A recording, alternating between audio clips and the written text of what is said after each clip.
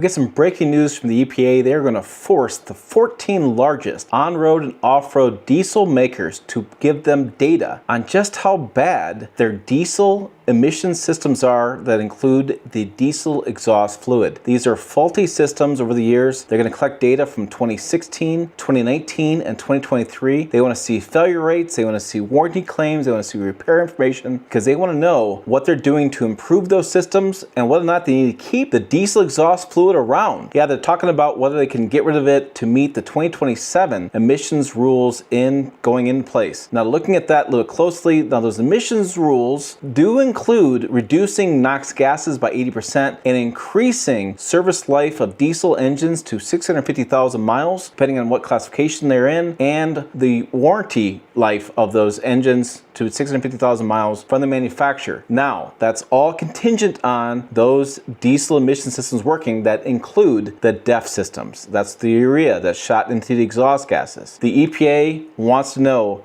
what those onion manufacturers are doing to make those systems reliable, because they have not been for years, and now we're going to finally get the data on whether or not they're being improved, like the automakers have told me for years, and we're going to finally find out the truth. So what do you guys think? Is the EPA going to get the numbers that they expect, or are they going to finally find out the truth behind those systems and how bad they are? So what's it going to be? We can get to the bottom of it? I don't know, but it's really interesting stuff. Finally, the EPA is going to get some real information. And no, Trump did not roll back all the regulations. They're still working on a lot of the details that so far working on only environmental stuff, but this is going to impact some fleet owners, going to impact next generation diesel trucks. But the EPA did say they're still focused on working out to improve public health, environmental health, while also looking at the economic impact of those systems on fleets, transportation costs, and stuff like that. Very interesting stuff that just was announced today.